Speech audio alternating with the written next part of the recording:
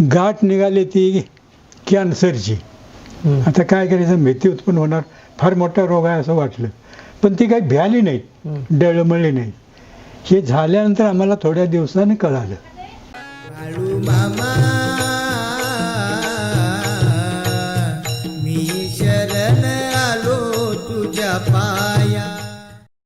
ह्याला बी माहिती दिली होय, त्याला आहे की माहिती. जरा येतोय कधी कधी हे कला शूटिंगला चालू आहे ना. जय बाळू मित्रांनो, नमस्कार. जय बाळूमा. बाळूमांच्या नावानं चांग भलं, विठ्ठल प्रदेवाच्या नावानं चांग भलं, हालसिंना आप्पांच्या नावानं चांग भलं, मुळे महाराजांच्या नावानं चांग भलं, मालिंगरायाच्या नावानं चांग भलं, शेळ्या मेंढ्यांच्या नावानं चांग भलं, राजा घोड्याच्या नावानं चांग भलं, आई सत्यवायांच्या नावानं चांग भलं, बोला बोला बोला बाळूमांच्या नावानं चांग भलं. मित्रांनो, खरंच गेल्या कित्येक वर्षापासून आपण मामांच्या विषयी जाणून घेण्याचा प्रयत्न करत आहोत आणि ज्या ज्या ठिकाणी मामा पोचले त्या सगळ्या ठिकाणी आपण जाण्याचा प्रयत्न करत आहोत आणि ज्या ज्या लोकांनी मामांची सेवा केली त्या सगळ्यांच्या विषयी जाणून घेण्याचा प्रयत्न करत आहोत. पण मी मागं म्हटल्याप्रमाणे मित्रांनो की देवाने फार म्हणजे फार मोठं काम करून ठेवलं आहे. कारण एक आयुष्य, माझं एक आयुष्य त्याला पुरणार नाही. म्हणूनच मी म्हटलं होतं माझ्यासारखं असं काम बऱ्याच जणांनी सुरू करायला पाहिजे. बऱ्याच जणांनी ह्या मुलाखती परत सुरू करायला पाहिजेत, मुलाखती घ्यायला पाहिजेत. कारण ही माहिती फार मोठी आहे, ते एकट्याच्या शक्य नाही, एकट्यानं ते करणं शक्य नाही. आणि महत्त्वाचं म्हणजे काय, एकट्यानं करणं शक्य नाही आणि मला एकट्याला ते एका आयुष्यात संपणं शक्य नाही. का मी असं म्हणतोय, कारण मी आज कामते मामांच्याकडे आलो पेन्शन देण्यासाठी. आणि पेन्शन देण्यासाठी आल्यानंतर त्यांनी मला असं विचारलं की बापू रोकडे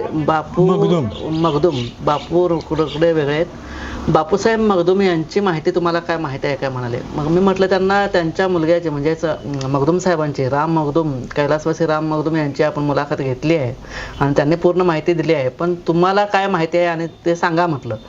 तर मग त्यांच्यासाठी आजचा हा व्हिडिओ मी करतोय. मित्रांनो, त्यांना बापूसाहेब मगदूम यांच्याविषयी एक आठवण त्यांना सांगायची आहे, एक घडलेली कथा त्यांना सांगायची आहे.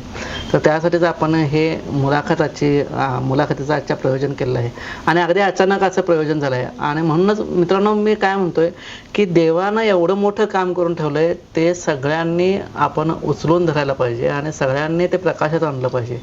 हे जे काम आहे ते मामांची माहिती सर्वांसमोर मांडण्याचं काम आहे, हे सगळ्यांनी करावं. कारण मी एकट्यानं करून हे काय शक्य होणार नाही. कारण अशा किती माहिती अजून यायच्या बाकी आहेत.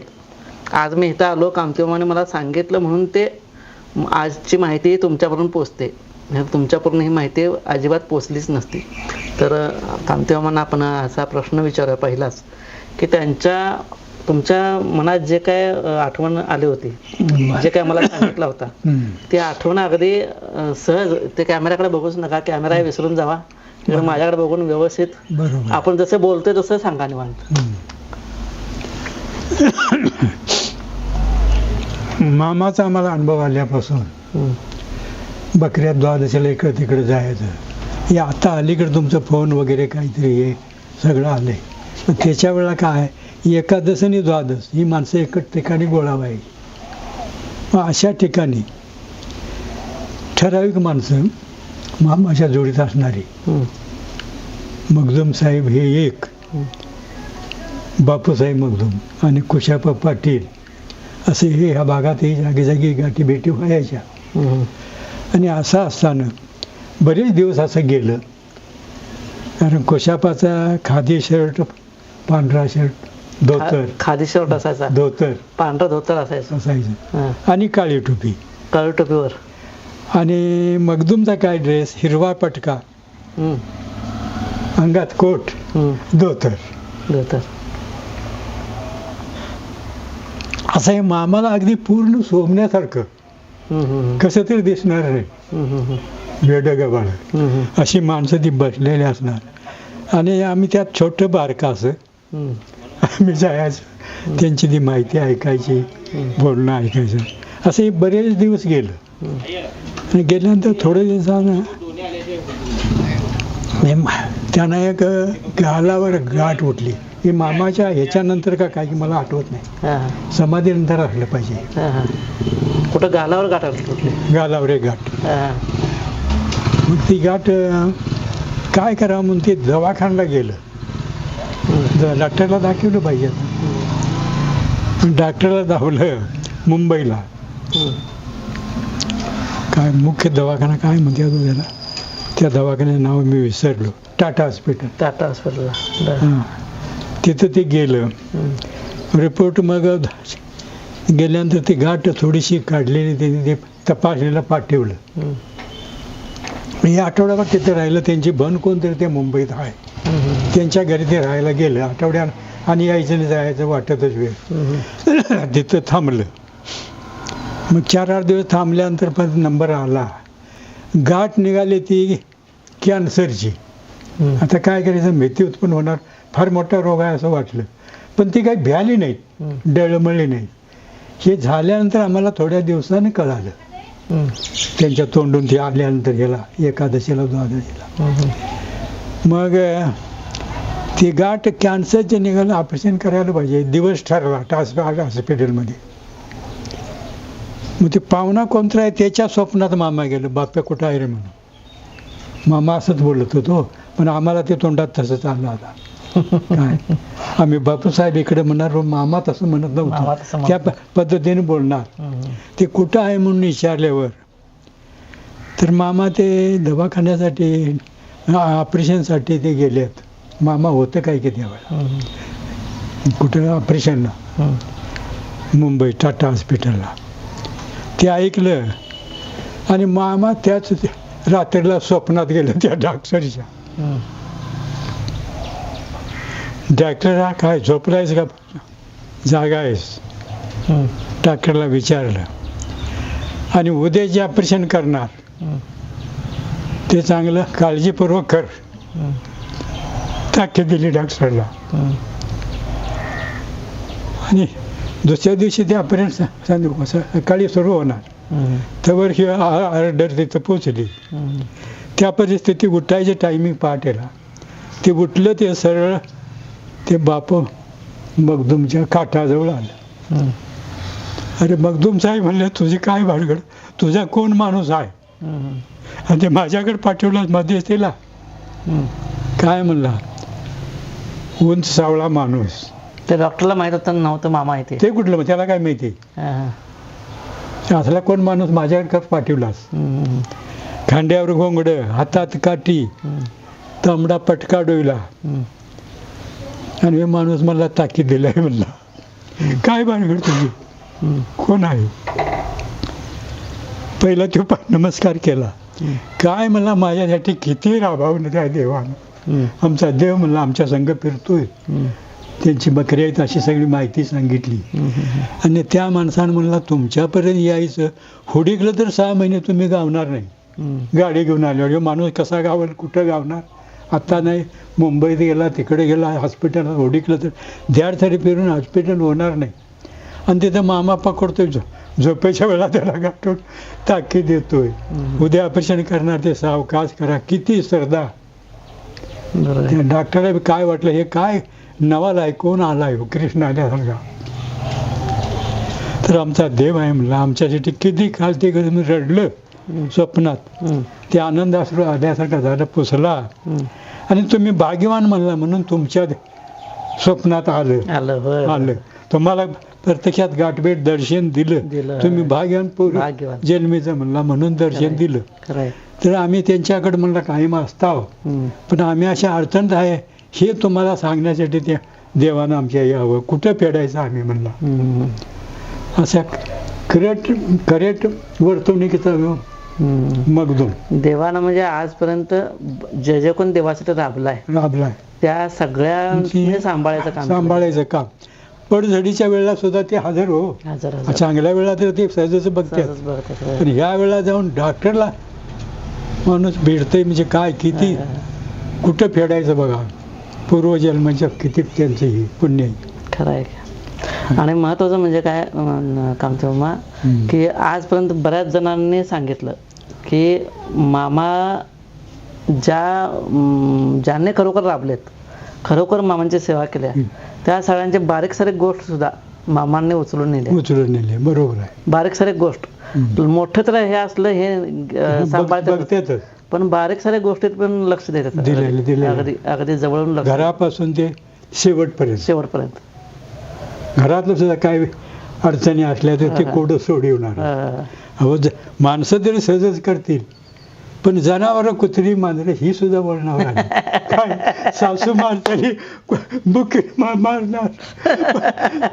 खरोखर तुला प्रसंग आला आणि जर माझं नाव घेतलीस तर तिची बुक वर थांबत, मारतेली बुकी सासूची वरच. काय करायचं. बरोबर. शेवट आणि शरण येऊन माझी सासू चांगली आहे, मामा सोडा नेत हात वर लावून. त्या सखूबाईला वाचवायला पांडुरंग आला. बरोबर आहे. सखूबाई स्वतः सखूबाई होऊन तू जा पंढरपूरला म्हटला, तसं हा आमचा देव सुद्धा अगदी भक्तांची कामं वेळेला अगदी वेळेवर करते. आणि जसं मला एक सांगायचं आहे मित्रांनो, ह्यामध्ये एक ॲड करायचं आहे. काय की माझ्या बाबतीचा अनुभव सांगतो. ह्या कामाला, माझ्या कामाला, हां बोला. ह्या आता जे काय काम सुरू आहे त्या कामाला ज्याने काम तेव्हा विरोध केला, ते सगळे आज ह्या जगात नाहीत. हरकत नाही. ज्यांनी विरोध केला ते आज ह्या जगात नाहीत. आता ह्या प्रसंगी सांगायची वेळ आली. बोलू नये. हा, हे बोलायला नको पाहिजे खरं. कारण बोलाय का नको पाहिजे, कारण ते एक देवानं दिलेलं एक हे आहे चांगलं, ते बोलून दाखवायचं नाही. तर असं हे आहे. आणि दुसरी गोष्ट अशी पण आहे, विरोध करणारी माणसं जी आहे हा ते आपल्यापासून दूर गेली. आणि दुसरं असं पण आहे काम तेव्हा, की हे काम जे लोक अगदी आवडीनं बघतात. बरोबर. आता तुम्ही बोलला इथं, बोलला कुठं टेप झालं, कॅमेऱ्यामध्ये टेप झालं. कॅमेऱ्यामध्ये टेप होऊन कुठं गेलं ते एडिट, त्याच्यात काय चुका वगैरे इकडे तिकडे करून एडिटिंग करून ते गेलं यूट्यूबवरून कुठं गेलं, सगळ्यांच्या मोबाईलमध्ये गेलं. सगळ्यांच्या मोबाईलमध्ये गेल्यानंतर बघते कोणते, ती माणसं बघतात. आणि ती माणसं म्हणजे कोण असतात, मामांचं भक्त असतात. आता ते भक्त ज्या भावनेनं बोलतात काम तेव्हा, म्हणजे ज्या भावनेनं बघतात, ती भावना सुद्धा तुम्हाला लागते. बरोबर आहे. म्हणजे कसं सांगतो, एखादा माणूस आजारी असला आणि समजा त्या माणसाला लय लोकांनी प्रार्थना केल्या तर ते माणूस कसा आजारातनं उठतंय, तसं त्या एवढी लोक बघतात तुम्हाला, लाखात लोक बघतात. त्या लोकांच्या भावना सुद्धा तुम्हाला, म्हणजे त्या भावनाचा सुद्धा तुम्हाला तुमच्यावर इफेक्ट होतोय. असं मी स्वतः अनुभव घेतलेला सांगतो. खरंच तुमच्या सगळ्यांच्या भावनेचा आमच्यावर इफेक्ट होतोय नक्कीच. कारण का ही सगळी एक कथा आहे. एक झाड होतं, जगदीशचंद्र बोस यांची कथा आहे. एक झाड होतं, त्या झाडाला इथं ठेवलं, दोन झाडं घेतली, एक झाडाला इथं ठेवलं आणि एक झाडाला बाहेर ठेवलं. आणि एका झाडाला काय केलं, कायच बोललं नाही त्याच्यावर, म्हणजे चांगलं बोलून त्याच्यावर चांगलं बघायला सुरू केलं. आणि बाहेरच्या झाडाला काय केलं, त्याच्या पैसे जाऊन रोज शिव्या द्यायच्या त्याला, रोज शिव्या द्यायच्या झाडाला त्या. आणि ह्या झाडाला काय नाही, चांगलं करायचं. आणि कालांतरानं एक 6 महिने वर्ष उलटल्यानंतर हे झाड चांगलं राहिलं आणि शिव्या देतं झाड आपोआप मरायला लागलं. म्हणजे भावनांचा इफेक्ट चांगल्या भावनांचा लागू होतो, वाईट भावनांचा सुद्धा होतो आणि चांगल्या भावना. तसं तुमच्या ज्या मुलाखती ही सगळे लोक ऐकायला लागलेत आणि जे आवडीनं बघतात आणि तुमच्या ज्या भावना सगळ्या ह्यांच्याकडून पोचतात, त्यामुळं न कळत का असे ना ह्यांच्या आयुष्यात चांगलं होत आहे. आणि खरोखर तुमचा ह्याबद्दल आणखी काय अनुभव आहे काय? तर आणखी काय या वयात आता काय आठवत नाही. आठवलेली गोष्ट तोंडात आली, बोलून मोकळं झालं. आता बोला येते म्हणून बोलायचं, ते बोला येत नाही तर मी कुठलं बोलणार? बरोबर आहे, नाही बोलणार. आलं बोलायला म्हणजे आता हे तुम्हाला म्हणत होतं एक शिरगाव्याचं, पण शिरगाव्याचं पोरगं भेटलं कुठं? हासोडात, कासारीत बकरी होती, तिथं आम्ही गेलो. ते कोणतरी तिथं इंजेक्शन देत होतं. असं म्हटलं ते एक शिरगावे म्हणून होता करत. हा म्हणला माझा दोस्त तो वारलाय म्हणला. बरोबर आहे, बकऱ्यातच असं झालं तसं झालं, पूर्ण निघालं. मग ते कुठं भेटतंय, त्याला किती मुलं आहेत, पोरगी उठून चालते काय तर नाही म्हणलं, ते रांगून चालते, पोरगी घट झालं नाही, ते अपंग झालं. आणि पोरगा आहे आता ते बकऱ्यात आलं होतं. मग ते दाखवायला म्हटलं कुठं आहे, त्याची गाठभेट घेतली. आणि शिरगावाच्या लय सारखं आठवण काढता तुम्ही. अहो तुम्ही कसं आमच्या बरोबर येतात, ती आठवण येणारच. शिरगाव्याची एक आठवण काढते आणि विठू पाटलाची आठवण काढतात. बरोबर आहे, जोडीलाच होतं हो. आणि लक्ष्मू पाटील त्यातनं तुमचा सुटला, लक्ष्मू मोऱ्या पाटील मोर्या नव त्यो लक्ष पाटील कोण? मुगळीचाच मुगळेचा होय. होय. अगदी नेमक्याने याचं काय काम त्या घरात हां, गोरट्याला होतं, हां. पण ते एक चुकलंय. चुकलं. होय, या येत होतं. मुगळेला गेलतो काय आपण खरं? गेलतो खरं, ते त्याची त्यावेळेला आठवण झाली नाही, त्याचं कोण तिथं आलं नाही. पुजाऱ्यांच्या घरात तेवढं गेलतो काय? होय होय. पुजाऱ्यांच्या घरात गेलतो आणि मुंबईला. ते आणि मेजरच्या घरात, मेजरच्या घरात, जानू पाटलाच्या घरात, हो हो, बरोबर. जानूच्या घरात गेलतो, कोणकेकर. जानू कुणकेकरच्या घरात हम्म. तेवढं गेलतो. चला मित्रांनो, एवढीच माहिती तुम्हाला द्यायची होती आणि जे आठवल्या तीच माहिती तुमच्यापर्यंत पोहोचवायची होती. ती माहिती तुमच्यापर्यंत पोहोचवायचं काम मी केलेलं आहे. आता पुढं मला जायचं आहे पेन्शन द्यायला, त्यामुळे आत्ताची मुलाखत ही एवढीच असणार आहे, जास्त असणार. मला सुद्धा पेन्शन द्यायला जायचं आहे आणि कामतेमांच्याकडे पण आत्ता आठवलं तेवढंच हा साठा होता. तर आता आपण हे मुलाखतीतच थांबूया आणि तुम्हाला हा व्हिडिओ कसा वाटला, ही आठवण कशी वाटली, किंवा आम्ही जे बोललेलं कसं वाटलं ते सांगा. ते कमेंट करून जरूर सांगा. जय बळवंच्या नावानं चांगलं. सांगा बरं. बाळू मामा मी शरण आलो तुझ्या पाया. ह्यानं काय होतंय, आवाज क्लिअर जातोय ना. होय. हां.